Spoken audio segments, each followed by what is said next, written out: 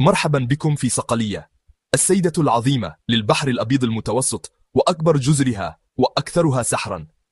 تقع هذه الكتلة الأرضية المثلثة قبالة إصبع قدم إيطاليا، ويفصلها عن البر الرئيسي مضيق ميسينا الضيق.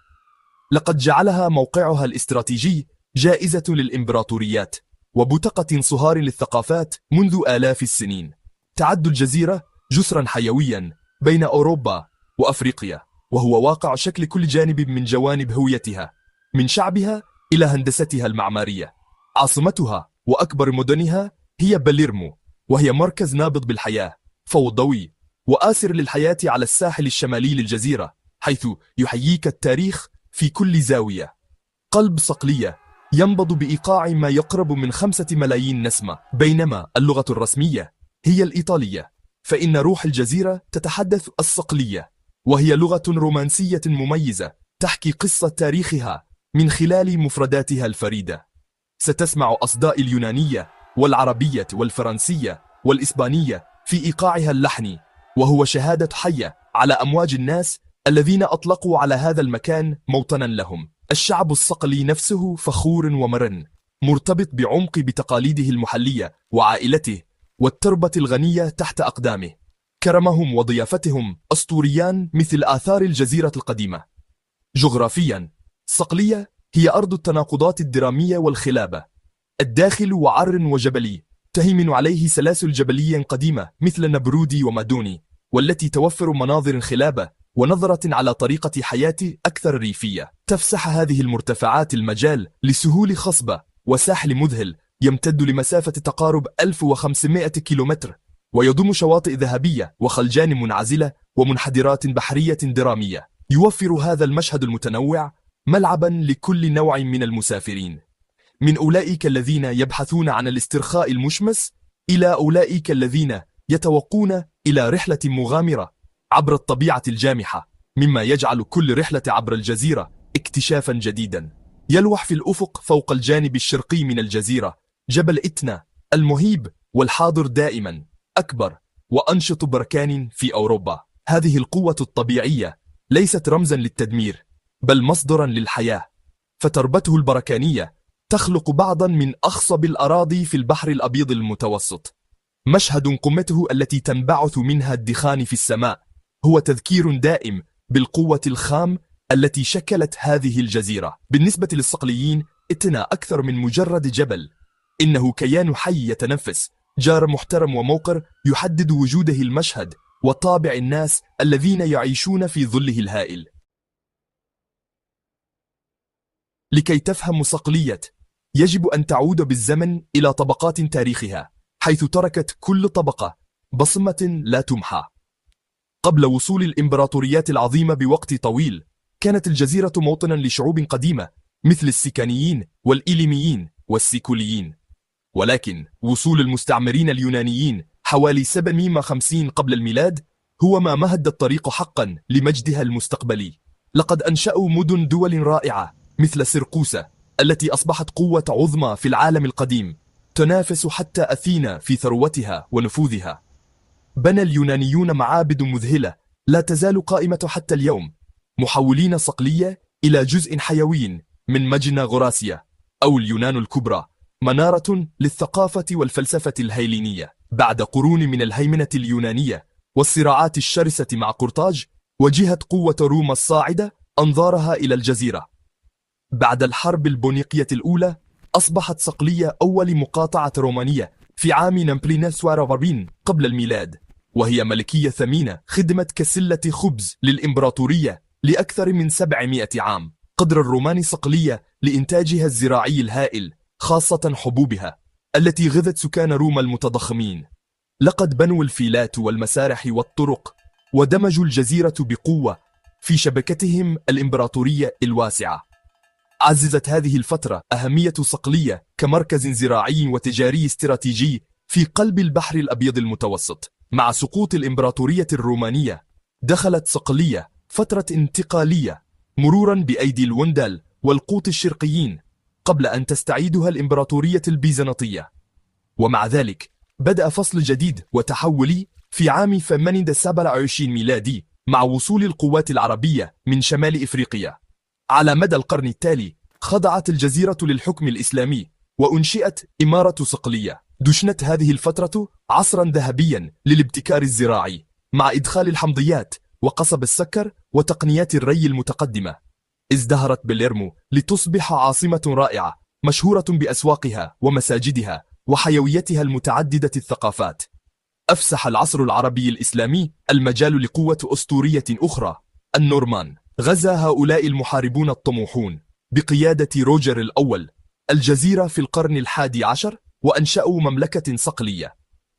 بدلا من محو الماضي، عزز الملوك النورمان ثقافة استثنائية من التسامح والتوفيق، حيث مزجوا العناصر النورمانية والعربية والبيزنطية في حضارة فريدة. كانت بلاطهم في باليرمو مركزا مبهرا للفن والعلوم، منتجا عمارة عربية نورمانية خلابة.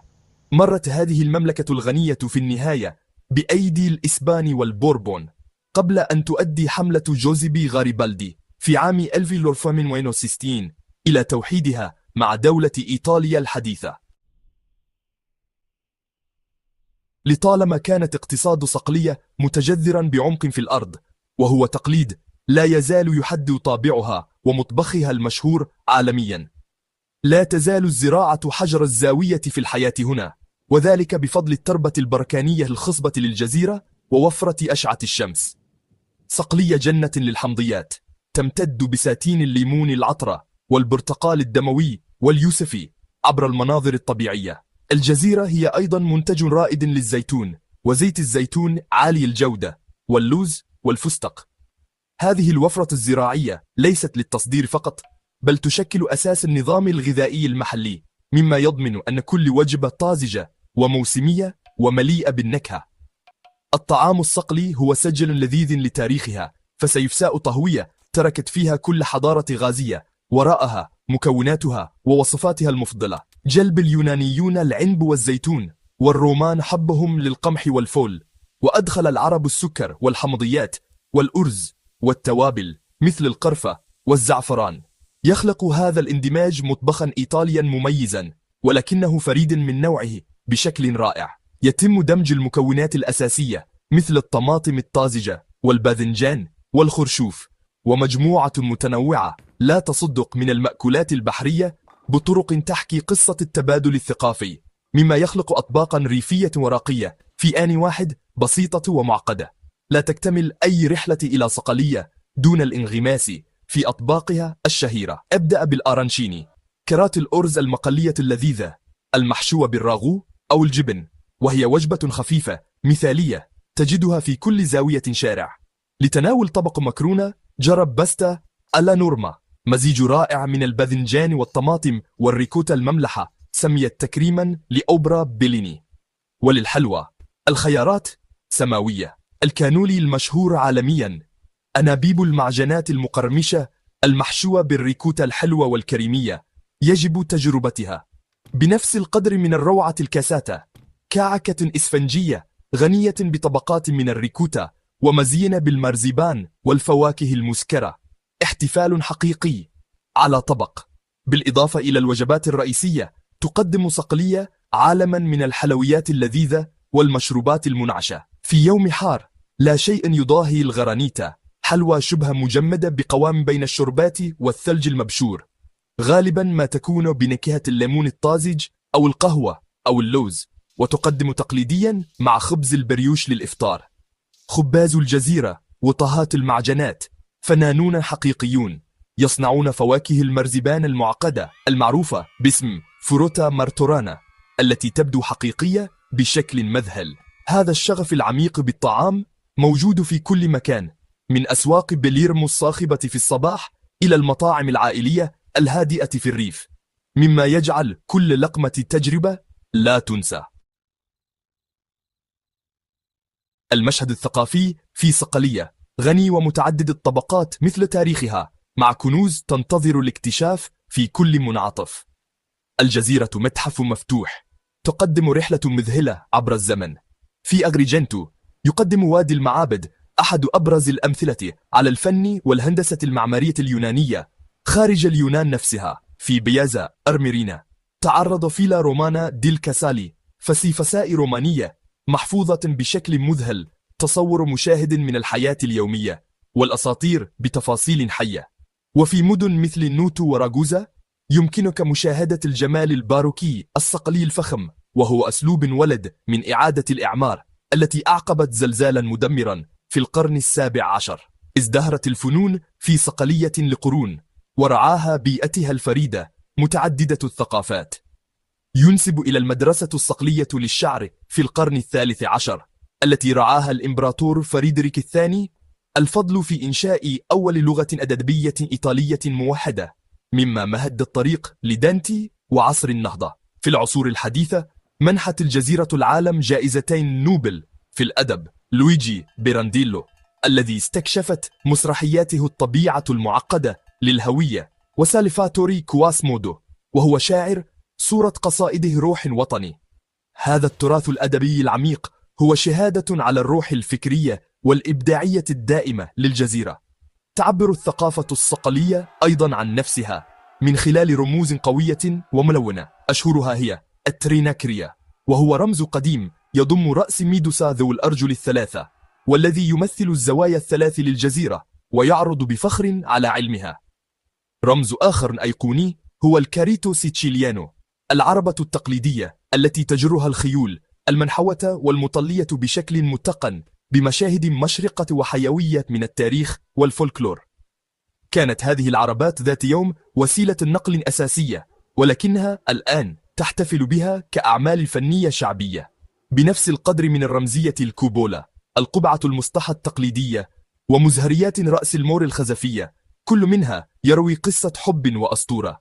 في النهاية صقلية أكثر من مجرد وجهة، إنها تجربة تشغل جميع الحواس. إنها رائحة بساتين الليمون التي تحملها نسمة الدافية، وطعم الكانولي المثالي، ومشهد المعابد القديمة على خلفية سماء غروب الشمس، وصوت الثرثرة الحيوية في ساحة صاخبة.